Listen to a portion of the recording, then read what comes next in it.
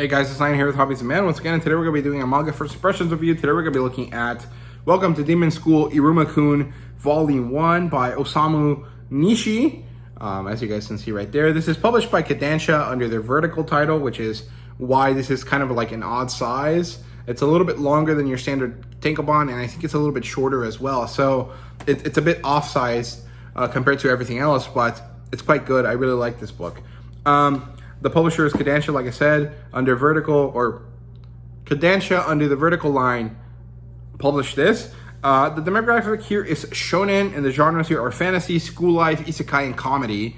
This is basically a modernized version of Rosario Vampire, or something like that, right? It's like if Rosario Vampire and My Hero Academia had a weird demon child, that's what this would be. And it was more of a comedy than an action series, right? Or an ecchi series. Like, that's what this is. And in terms of adaptations, it does have one. It's on Crunchyroll. And I watched a few episodes of it. I actually quite liked it, but I really get annoyed watching stuff on Crunchyroll because they rarely have English subtitles on their English track. And that's really annoying. It makes me upset that I can't watch something in English with English subtitles and I can't like enjoy reading them, right? And you can argue maybe you should just watch the Japanese edition, right? But I don't want to watch the Japanese side or version. I want to watch it in English with subtitles for when I don't catch something that was said, right? Like, that's my preferred way of viewing things.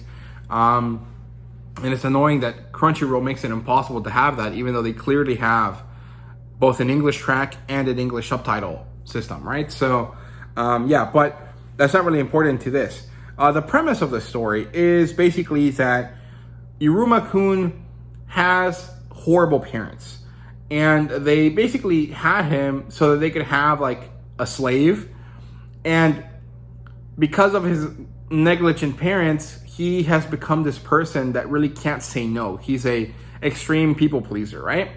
And one day his parents decide to sell him off to a demon in exchange for riches of all sorts, right? And so this demon takes him.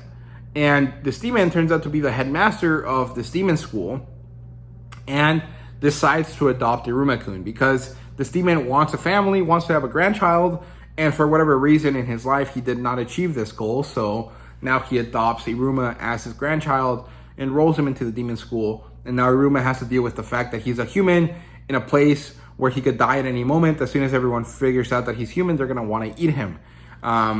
And so he's dealing with this constant danger.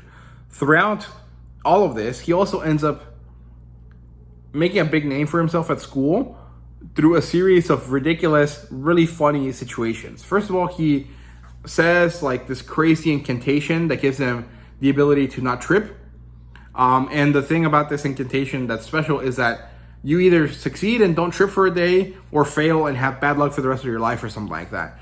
He manages to succeed and he doesn't trip, which then helps him when he ends up having to fight against the number one student of his grade level, who he then beats because he can't trip, because he can't fall, who then becomes his friend, who then follows him around, and then they meet this other character, and then they meet these other characters, and it's just like this crazy, ridiculous, like avalanche of coincidences that make Iruma-Kun be like important and stand out, and it's fucking hilarious. I love this manga so much. It's really, really funny.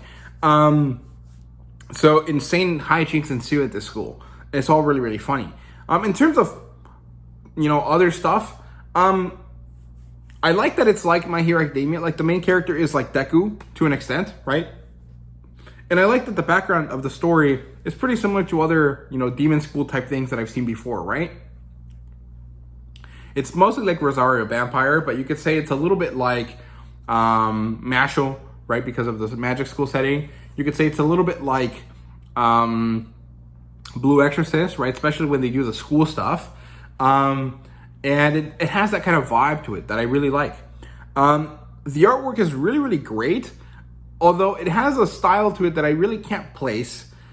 And I would normally not really like this type of style. It's a bit too pointy for my taste. It feels a little bit too like 90s or like shoujo-esque looking, if that makes sense. But at the same time, it manages to work so well for this book that I really, really end up loving it. And I like all of the comedy. Like, usually Japanese comedy is pretty hit or miss for me. Usually it's a miss. But something about the gags and the timing here works really, really nicely for me. So I really, really enjoy it. Also, look at this cover page. This is not the art style that you see inside the book, but it's so good. It's so cartoony. I love how that looks.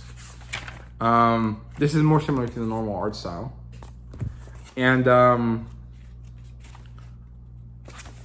gloomy Iruma. See if I can find a bit of an action scene. Well, I mean, look at him. He's just like Deku. Like, that is so much like Deku. And I think that's why I really like this, because it's basically like it's not, right? Because this is a mangaka that made their own thing based on their own ideas, right? But to me, it almost reads like Deku in an isekai situation, and I like that. It's kind of similar to fan fiction, right? So I enjoy that. But that is very different for the vast majority of people that are going to enjoy this, right? So take what I said with a grain of salt. Beyond that, what I said about the premise and what I said about the art style, all of that is still correct and, you know, kind of like objectively true, if you want to call it that way.